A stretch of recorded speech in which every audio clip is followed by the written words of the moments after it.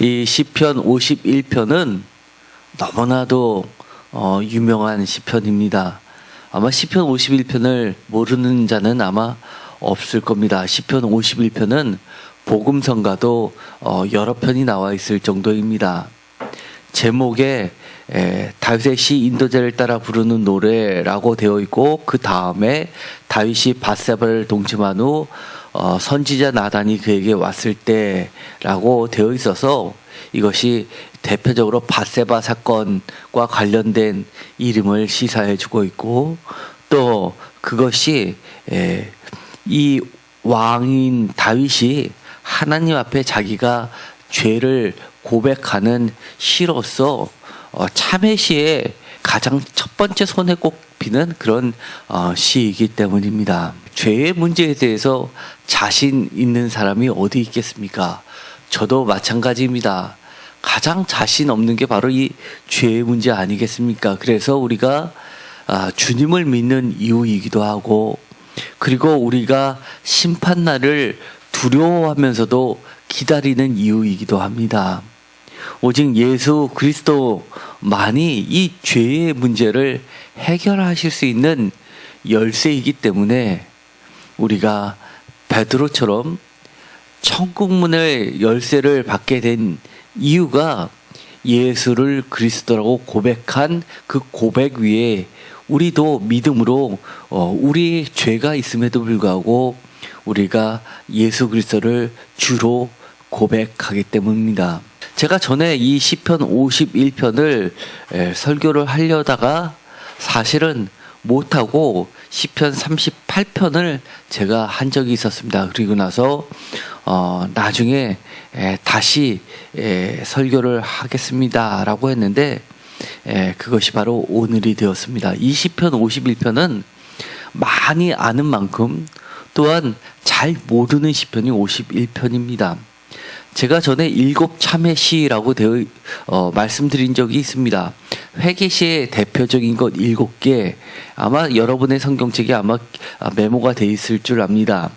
6편, 32편, 38편, 51편, 102편, 130편, 143편이 그것입니다. 가장 많이 여러분들이 시편 중에서는 아마 교회에서 제일 많이 설교를 들어왔을 텐데, 이 새임교회가 개척되고 나서는 한 번도 이 말씀을 접하지 못했을까요? 그렇게 너무 잘 아는데 말입니다. 또한 저는 왜 무엇 때문에 이 시편 51편을 여러분과 같이 말씀을 나누지 못했을까요? 오늘의 말씀을 전하기 전에 시편을 51편을 처음부터 끝까지 제목부터 시작해서 마지막 절까지 읽었습니다. 혹시 짐작하시는 분 계신가요? 왜 제가 이 51편을 그렇게 주저주저 했을까요? 바로 4절에 있습니다. 죄가 누구나 다 있다는 것은 알고 있고, 그 죄를 하나님께 고백해서 용서받을 수 있다는 것은 다 알고 있음에도 불구하고 4절에 보면 이렇게 되어 있습니다. 내가 주께만 범죄하여 주의 목전에 악을 행하였사오니 주께서 말씀하실 때 의로우시다 하고 주께서 심판하실 때에 순전하시다 하리이다 라는 말씀 때문입니다. 왜 이것 때문에 하나님께 그리고 여러분들께 이 시편 51편을 함께 나누지 못했을까요? 여러분들은 이 자리에 있다면 전혀 꺼리낌 없이 이 말씀을 했을까요? 이 시편 51편은 굉장히 난해한 말씀 중에 하나에 속합니다. 우리가 잘 아는 기억들을 한번 되새겨 볼까요? 밧세바 사건, 다윗이 하나님 앞에 온전한 자다라고 기록이 되었고, 다윗처럼 하나님 마음에 합한 사람이 없다라고 하고, 남유다가 멸망할 때까지 북이스라엘 포함해서 모든 왕들에게 가장 대표적으로 모범이 될 만한 표본으로서 제시되고 있는 이 다윗의 유일한 결점, 이것이 밧세바 사건 아닙니까? 밧세바 사건 하면 떠오르는 것이 무엇이 있습니까? 무슨 죄를 도대체 지었습니까? 십계명을 기준으로 한번 생각을 해볼까요? 모든 죄 중에서 딴 거는 모르지만 이 십계명만큼은 하나님께서 가장 이것이 가장 큰 죄다라고 하는 것 아니겠습니까? 한번 생각하는 나는 대로 한번 말씀해 보시죠. 이 바세바 사건 하면 간음하지 말라를 범했습니다. 이것까지는 다 압니다. 또 무슨 죄도 범했습니까? 이것뿐이 없습니까? 간음하지 말라. 이웃의 것을 탐하지 말라. 그리고요. 좋습니다. 맞습니다. 맞습니다. 왜냐하면 그 당시에는 이웃의 것에는 재물뿐만 아니라 부인도 남정과 여정도 다 포함시키고 있기 때문입니다. 지금으로 치면은 약간 문화가 틀리다고 우리는 인정할 수밖에 없습니다. 왜냐하면 여인 같은 경우에는 부인 같은 경우에는 이 남편에 속해 있지 않을 때는 사회의 가장 열악한 환경으로 내몰리는 그런 위치에 놓여 있기 때문에 보호 차원에서 그렇게 이야기했을 뿐이지 어떤 차별성을 두고 한 이야기는 아니라는 거 기억하시기 바랍니다. 또 무슨 죄가 있을까요? 맞습니다. 살인하지 말라. 너무너무 무섭지요? 또 무슨 죄를 범했습니까? 이거를 왜 제가 여쭤보냐면 우리가 하나님 앞에 죄를 회개합니다. 나는 A라는 것을 범했기 때문에 A라는 것을 그 행위를 하나님께 회개한다고 하지만 사실 그 이면에 가려진 A 말고 A-, A2-, A3-도 있을 수 있기 때문에 우리가 행동했던 그 작은 것을 떠나서 좀 크게 볼 필요가 있기 때문에 제가 말씀을 드리는 겁니다. 또 뭐가 있습니까? 거짓 증거하지 말라도 들어가 있는 겁니다. 많은 사람들을 자기의 부하 직원을 그렇게 동원해서 정말 은밀한 계획을 세우고서 사람을 죽게 내몰았습니다. 직접 본인이 칼로 찌르지는 않았지만 사실은 여러 가지 음모의 거짓 증거에 의해서 사람이 진실된 사람이 죽었습니다. 그리고 또 뭐가 있을까요? 어쩌면 이 51편에 하나님과 관련된 부분입니다. 거짓 증거에 사람의 목숨을 왔다 갔다 하려면은 거짓 증거. 사실 거짓 증거에는 누구의 이름이 끼기 때문입니까? 하나님의 이름이 끼기 때문입니다. 정의에 의해서 심판을 할 때도 하나님의 이름이 우리는 보이지 않지만 그들의 문화 가운데선 그런 것들이 다 포함되어 있습니다. 다른 신을 두지 말라라고 하는 그 문제도 사실은 내가 하나님의 법보다 내 생각을 앞세우는 것도 어떻게 보면 보이지 않는 우상입니다. 그렇기 때문에 사실은 어떻게 보면 이 단순하다고 얘기하는 것은 경하다는 이야기가 아닙니다. 굉장히 중하지만 심플해 보이는 이 사건이 사실은 복잡하게 얽히고 설켜서 결국은 근본적인 거 하나님의 이름을 망령되게 하고 우상을 숭배한 거나 맡은 죄까지도 들어가는 겁니다. 이렇게 심각한 겁니다. 이 다윗의 이야기를 보면 내가 주께만 범죄하여 주의 목전에 악을 행하였사오니 주께서 말씀하실 때 의로우시다 하고 주께서 심판하실 때 순전하시다 하리이다 라는 이 4절이 어느 정도는 왜 이런 얘기를 했는지 이해가 갑니다. 판결, 그 당시에는 재판이라는 것이 하나님의 이름을 떠나서는 생각할 수 없는 겁니다. 그런데 이 판결문에 이 사람은 죄가 없다, 죄가 있다 할 때는 하나님의 대리자의 입을 빌려서 하나님이 말씀하시고 심판하시는 것으로 되어 있기 때문입니다. 이 정도 되면 왜 4절이 생각보다 묵직하고 해석하기가 어렵다는 것을 알 수 있습니다. 막연하게 말입니다. 사람을 죽여놓고도 여기서 보면 살인죄가 분명하게 이곳엔 들어가 있습니다. 그런데도 불구하고 내가 사람을 죽여놨어도 하나님께만 범죄했다고 하는 것, 사람에게는 잘못이 없다라고 하는 이 말인가라는 부분에 대해서는 전부 주석서가 다 그렇게 생각하면 안 된다고 나와 있습니다. 그래서 설교는 어려운 겁니다.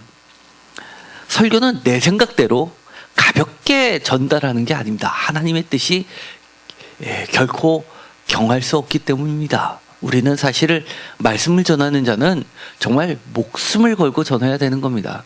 하나님의 심판을 피할 수 없기 때문입니다. 원문에는 이렇게 되어 있습니다. 개역개정에는 내가 주께만 범죄하여 라고 되어 있고, 표준세 번역에는 이렇게 번역합니다. 주님께만, 오직 주님께만 나는 죄를 지었습니다. 이 표준세 번역도 사실은 번역이 제대로 되어 있지 않습니다. 제가 주보에다 실어놨습니다. 내가 주께만 범죄하였다, 주께만 범죄하였다라는 이 내용이 표준세 번역하고 비슷합니다.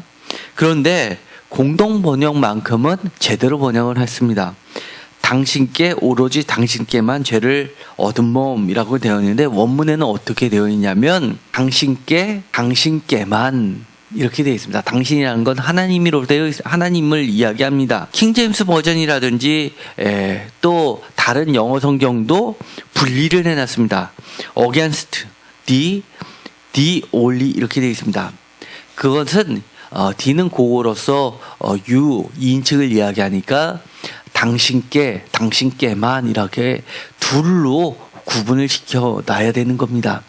하나는 하나님께, 또 하나는 하나님께만 이렇게 되어 있다는 겁니다. 원문대로 한번 해석해보니 이렇습니다. 앞에는 주님께라는 말과 뒤에는 주님께만이라는 말이 분명히 두 번 다르게 쓰여져 있다는 것은 그 앞의 말과 뒤의 말이 틀리다는 이야기입니다. 이스라엘 사람들에 대해서 이런 법정에서 사용되는 여러 가지 생활 규례들이 나와 있습니다. 특별히 출애굽기, 레위기, 민수기, 신명기에 대거 나오게 되는데, 거기에 보면 많은 이웃간의 범죄들, 예를 들어서 도적질이라든지 주인이 평소에 날뛰고 있는 소가 이웃 관리를 잘못해서 그 소가 이웃 사람을 받쳐 죽였을 때, 그때는 배상뿐만 아니라 그것을 잘못 관리한 주인도 죽여야 될 정도로, 그렇게 단순히 죄의 문제는 사람만의 문제가 아니라 어디까지 관련되어 있냐면 하나님에 대한 죄까지를 포함하고 있습니다. 그 이야기는 모든 이스라엘 사람들이 갖고 있는 사람들 간의 죄는 지금 우리들이 생각하는 것처럼 사람들 간의 관계에서만 풀면 모든 것이 해결되는 것을 이야기하는 것이 아니라 반드시 더하기 하나님과의 관계까지도 풀어야지만 된다는 것을 포함하고 있습니다. 이것은 굉장히 중요합니다. 다른 말로 뒤집어서 이야기하면 하나님만의 관계만 푼다고 해결되는 것이 아니라 사람과의 관계까지도 풀어야 된다는 것을 이야기를 하는 겁니다. 누가 만족할 때까지 이웃 간의 그런 배상의 문제 또는 사람 간의 문제를 해결해야 되냐면 하나님이 만족하실 때까지, 하나님이 옳다 하실 때까지 그것을 해결하려고 노력을 해야 되는 겁니다. 내 생각에 이 정도면 됐지 않냐, 더 이상 나를 괴롭히지 말라라고 하는 것이 아니라 하나님께서 그래, 충분히 너는 잘못을 회개했고 충분히 그 사람에게 죄를 용서해 달라는 노력을 했다라고 하나님께 인정받을 때까지, 어떻게 보면 거의 무한대까지 책임을 지는 겁니다. 그것이 기본적으로 주께만, 앞에서 이야기하는 뒤에서 말한 주님께만이 아니라 주께 범죄하였다라는 뜻입니다. 주께 범죄하였다는 것은 반드시 기억하십시오. 하나님께 범죄하였다라는 것 더하기 사람 간의 죄도 범했습니다라는 것이 반드시 들어가 있습니다. 뒤에 두 번째 나와 있는 주님께만이라는 부분이 사실은 제가 해석하기가 가장 어려웠습니다. 주님께만이라는 두 번째 나와 있는 이 구절은 대부분의, 그리고 세계적으로 유명한 주석서들에서는 이렇게 이야기를 합니다. 주의 목전에 악을 행하였사오니 라는 부분하고 같이 묶어서 주의 목전에서 악을 행하셨으니 주께서 말씀하실 때 의로우시다 하고 주께서 심판하실 때 순전하시다 하리이다 라는 뒷부분의 하반절의 말씀하고 반드시 엮어서 해석해야지만 된다 라고 이야기하면서 이 주님께만 범죄하였다라는 두 번째 의미는 죄 용서함은 최종적으로 하나님만이 판결하실 수 있다라는 것을 이야기한다고 주석을 해놓고 있습니다. 이것은 다 세계적으로 유명한 주석가들이 해놓는 겁니다. 내가 죄가 없다 또는 내가 죄가 용서받았다라고 하는 것은 최종적으로 하나님의 결정권, 사람들의 결정권이 아니라 심지어 사람 간에 죄가 없어라고 이야기해서도 하나님이 최종적으로 승인해주지 아니하면 그 죄가 끝나지 않았다는 것을 이야기합니다. 이 말씀대로 하면 사람 간의 관계를 풀었다 하더라도 최종적으로 하나님이 그것을 너는 죄 용서함을 받았다라고 승인해주지 않는 이상 그 죄는 여전히 하나님 앞에 남아있다는 것을 의미합니다. 조금은 이해되시나요? 그런데도 불구하고 제가 이 부분에 대해서 조금 답답함이 남아있었습니다. 계속 기도를 했습니다. 그리고 나서 교수님께 저의 신앙의 멘토이신 교수님께 성sak을 전공하신 분입니다. 감리교 신학교 교수님들은 다 감리교 목사님들입니다. 목사님이 아니면 신학교 교수가 될 수 없습니다. 그분이 카톡으로 이렇게 답변을 주셨습니다. 한번 내용을 같이 한번 볼까요? 당신께만 죄를 지었다는 것은 다른 사람에게는 죄를 짓지 않았다는 것이 아니라 중요합니다. 다 같이 읽겠습니다. 하나님 앞에서만 자신의 죄가 분명해진다는 의미입니다. 이것은 굉장히 중요한 이야기입니다. 그런데 인간들은 종종 자신의 죄를 여러 가지 핑계로 모면하고자 하는 경우가 있는데 그것은 어리석은 것입니다. 너무 뛰어난 해석을 해주셨습니다. 사람들의 죄에 대한 태도는 지혜를 빌려서 그것을 자신의 죄를 여러 가지로 모면하는 핑계로 도구로 사용한다는 겁니다. 인간은 모든 지혜를 동원해서 모든 돈을 동원해서 어떻게 합니까? 자신의 죄를 모면하는 핑계거리로 살려고 하는 여전히 죄의 속성이 있다는 겁니다. 여기서 하나님 앞에서만 죄를 지었다는 것은 다 같이 읽겠습니다. 인간 실존의 죄성을 하나님 앞에서만 올바로 깨닫게 된다는 통찰이 들어있는 것입니다. 너무 맞는 말이지요. 우리가 하나님이 아니고서는 우리의 죄성을 올바로 깨달을 수 있습니까? 인간 실존의 죄성을 올바로 깨달을 수만 있다면 얼마나 우리는 행복한 사람입니까? 그래서 인간은 하나님 앞에서만 다 같이 읽겠습니다. 자신의 한계를 분명히 알게 되는 것이고 그렇기 때문에 구원하시는 하나님의 의를 구할 수밖에 없는 것으로 해석해야 합니다. 너무 옳은 말씀입니다. 누구 앞에서만요? 하나님 앞에서만. 아마 해석이 어려우면 주께만 범죄했다는 것일 텐데 이것은 반드시 아까도 이야기했지만 주의 목전에 즉 야훼 앞에서라는 표현과 반드시 연결해야지만 된다는 겁니다. 주께만이라는 의미는 앞에서도 말한 것처럼 주님 앞에서만 내가 죄인이라는 것이 분명히 드러난다는 의미이기 때문입니다. 특별히 5절을 다 같이 읽어볼까요?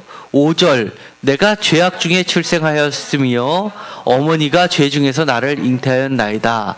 이 5절은 표준세 번역은 이렇게 번역합니다. 실로 나는 죄 중에 태어났고 어머니의 태 속에 있을 때부터 죄인이었습니다. 이 이야기는 나는 철저히 죄인입니다 라는 고백인 겁니다. 이것은 어머니를 원망하는 그런 말이 아닙니다. 내 죄는 사실 내 죄라기보다도 어머니가 나를 그렇게 죄를 짓게끔 만들어서 태어나게 했으니까 내 죄는 근본적으로 어머니가 잘못입니다 라고 이야기하는 것이 아니라는 겁니다. 저는 태어날 때부터 그렇게 죄를 지을 수밖에 없는 원초적 죄인입니다 라고 고백하는 겁니다. 인간은 죄의 실존, 실전적으로 내가 머릿속으로 생각 속으로 아니라 실제로 살면서 우리가 고백되지는 것, 실전 안에서 살아가고 그 죄의 실존은 죄는 우리가 생각하기에 어떤 추상적인 개념 같지만 우리가 인간관계를 서로 맺고 내 이웃에 대해서 우리가 대화하는 것처럼 살아있는 존재, 실제로 눈에는 보이지 않지만 실제로 있는 존재, 죄의 실존은 하나님만 드러내시는 분이라는 겁니다. 뭐라고요? 하나님만 드러내시는 분이다. 이건 굉장히 중요합니다. 저도 이런 죄 많았습니다. 그 당시에는 제가 죄가 없다라고 생각했습니다. 이것은 잘못이 아니라고 생각했습니다. 그러나 내가 하나님을 더 깊이 알면 알수록, 하나님을 믿으면 믿을수록, 내 신앙이 성숙되면 되어질수록 이게 죄였구나. 하나님이 기뻐하시지 않는 거구나. 정말 이 죄는 내가 반드시 해결하고 용서받고 하나님으로부터 자유함을 받아야 되겠구나. 그러지 아니하면 내가 천국에 갈 수 없겠구나라는 심각한 죄를 누구만? 하나님만 알려주시고 드러내주시는 분이라는 겁니다. 그래서 우리가 죄를 드러나게 될 때는 어떻게 해야 됩니까? 사실은요, 숨기려고 애쓰면 안 됩니다. 반드시 하나님께 인정하고 죄를 고백하고 그 죄를 하나님으로부터 해결받게 하려고 우리는 모든 수단과 방법을 동원해야 됩니다. 이 수단과 방법의 최종 결정제는 오늘 51편이 가르쳐주고 있습니다. 내 마음을 찢고 상한 심령을 나타내면서 하나님께 간구하는 겁니다. 그러면서 정직한 영을 새롭게 창조해달라고 하나님께 간구를 하는 겁니다. 이건 굉장히 중요한 내용입니다. 우리가 우리의 죄를 완전하게 극복할 수 있습니까? 사실 그거 쉽지 않습니다. 6절에 이렇게 되어 있습니다. 6절도 다 같이 읽겠습니다. 보소서, 주께서는 중심이 진실함을 원하시오니 내게 지혜를 은밀히 가르치시리이다. 6절 표준세 번역은 이렇게 이야기합니다. 마음속에 진실을 기뻐하시는 주님, 제 마음 깊은 곳에 주님의 지혜를 가르쳐 주셨습니다. 여기서 말하는 지혜라는 것은 사람들이 지혜를 통하여 자신의 죄를 변명하는 것과도 관계가 있는데, 예를 들어서 욥기에 아주 잘 나와 있습니다. 욥기의 최종 결론은 하나님의 계시 앞에서는, 하나님이 드러내시는 것 앞에서는 자신이 죄인이라는 것이 분명히 드러나게 되어 있습니다. 그래서 심지어 최종적으로 욥도 하나님께서 인정을 해주셨지만 하나님이 70가지 이야기를 했을 때 욥의 반응이 어땠습니까? 내 입을 가릴 뿐입니다 라고 하면서 입을 가린다고 이야기했습니다. 하나님 앞에 침묵을 하기 시작하는 겁니다. 하나님 앞에 인정을 하는 겁니다. 우리 인간이 갖고 있는 근본적인 죄성, 그리고 우리가 죄의 문제, 이웃 간의 문제, 나아가 하나님과의 문제, 그리고 최종적인 승인이 나는 하나님께만 있는 그런 판결의 문제만큼은 우리가 드러나기를 간절히 바라고, 드러났을 때는 인정을 하고 죄를 고백해야 하고 하나님께 간구해야지만 죄가 용서받을 수 있다는 사실을 우리는 반드시 기억해야 됩니다. 피한다고 피해지는 것 아닙니다. 피할수록, 핑계 댈수록 우리의 죄는 한층 더 깊어진다는 것을 반드시 기억해야 됩니다. 여기 보면 이렇게 되어 있습니다. 7절이 중요합니다. 7절 다 같이 읽겠습니다. 우슬초로 나를 정결하게 하소서, 내가 정하리이다. 나의 죄를 씻어 주소서, 내가 눈보다 희리이다. 아멘. 여기서는 무엇을 가지고 죄를 정케 한다고 이야기했습니까? 우슬초입니다.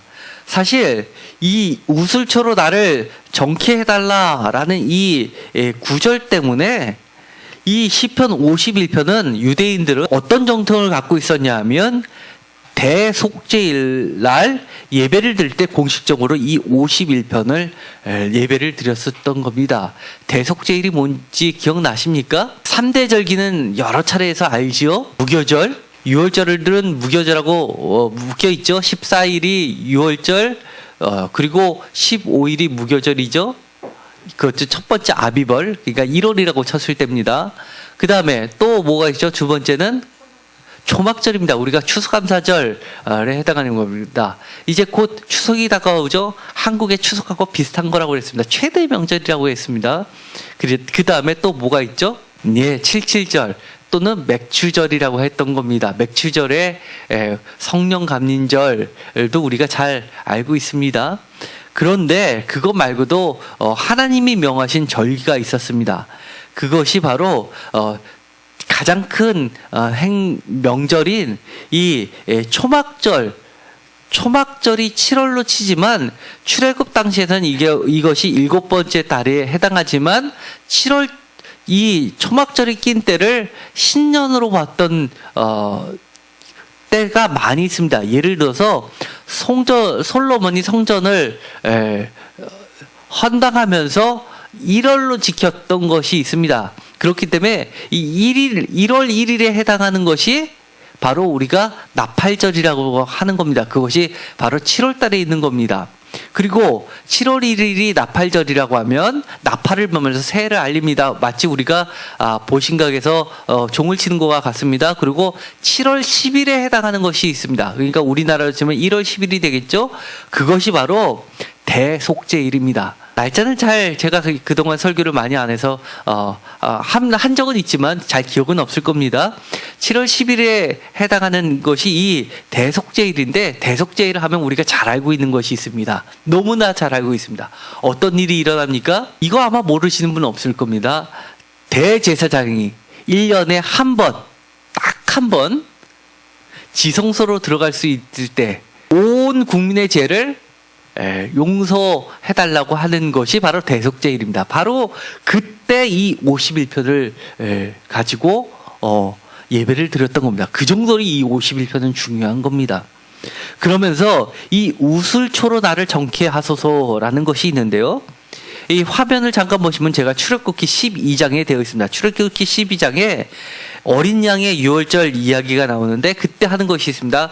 우슬초 묶음을 가져다가 그릇에 담은 피에 적셔서 그 피를 문 인방과 좌우 설주에 뿌리고 아침까지 한 사람도 자기 집 문 밖에 나가지 말라라고 하면서 바로 출애굽기 12장 22절에 규정을 두고 있습니다. 우슬초가 처음 나옵니다. 문 인방과 좌우 문설주의 피를 보면 하나님께서 넘다라는 것은 바로 이 유월을 이야기하는 겁니다. 그래서 유월절이 생겼는데 이것을 바로 27절에 보면 여호와의 유월절 대신 죽임을 당하는 것을 면제해 주신 사건.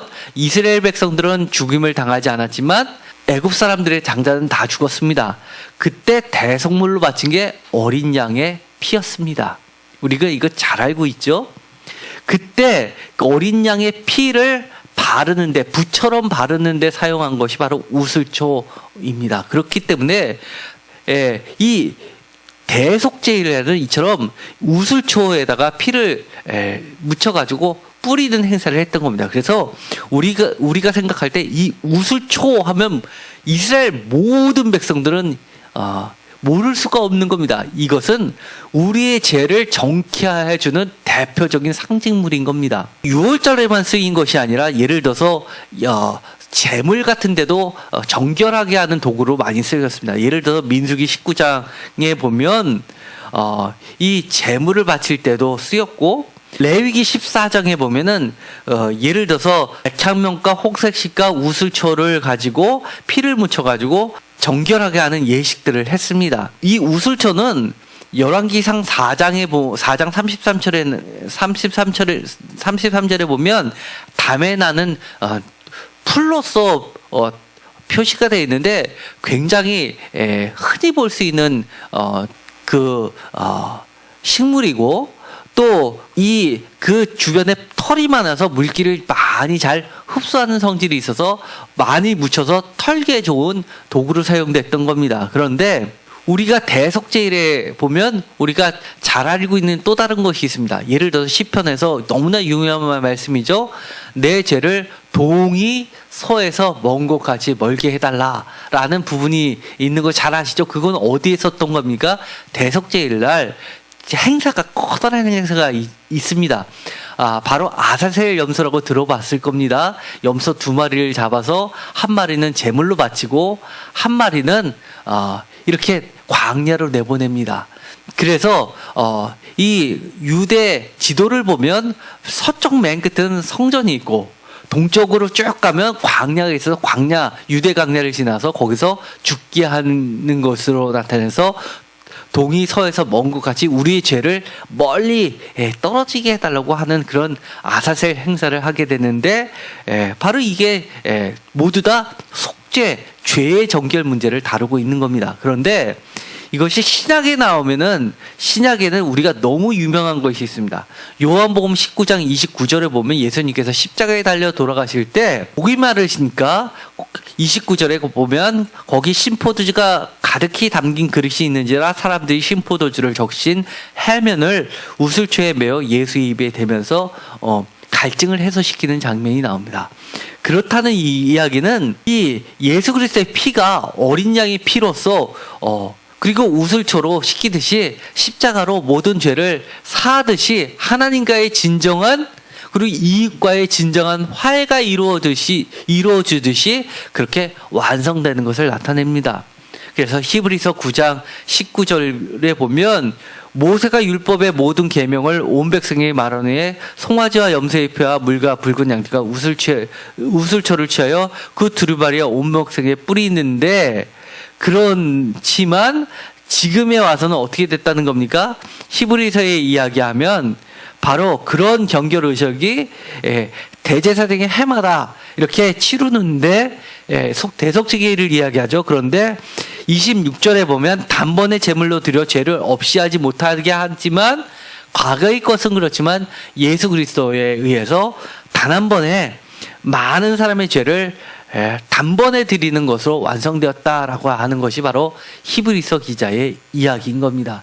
그것이 히브리서 9장에 나와 있습니다. 그렇기 때문에 여기서 51편에 이야기하는 것은 우리 우슬초로 나를 정결하게 하소서라고 하는 것이 바로 예수 그리스도의 피로 완성됐다는 것을 이야기합니다. 이 51편은 우리가 너무나 잘 알고 있는 것에 비해서는 너무나 잘못 알고 있는 것이 있습니다. 이처럼 목회자이면서도 마치 미랑하고 비교해서 이 하나님의 말씀이 뭔가 잘못됐다고 생각하고 설계하는 사람들은 정말 하나님의 지혜를 모르는 자입니다. 다시 한번 이야기하지만 이것은 주께만이라는 두 번의 구절을 통해서 하나님은 분명히 드러내신 겁니다. 이웃에게도 범죄를 했고 하나님께도 범죄를 했고 최종 죄의 문제는 누구에 의해서 해결될 수 있냐면 오직 하나님께만, 신약에 와서 완성된 예수 그리스도의 피로 진정한 참된 우슬초로 그것이 해결될 수 있음을 이야기합니다. 그렇기 때문에 이 51편은 단순히 다윗의 밧세바 사건만을 의미하는 것이 아닙니다.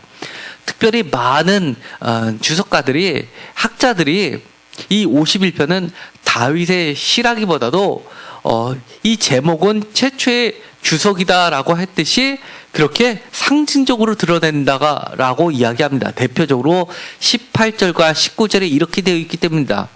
18절 주의 은택으로 시온에 선을 행하시고 예루살렘 성을 쌓으소서. 19절 그때 주께서 의로운 제사와 번제와 온전한 번제를 기뻐하시리니 그때 그들의 수소를 주의 제단에 드리리이다.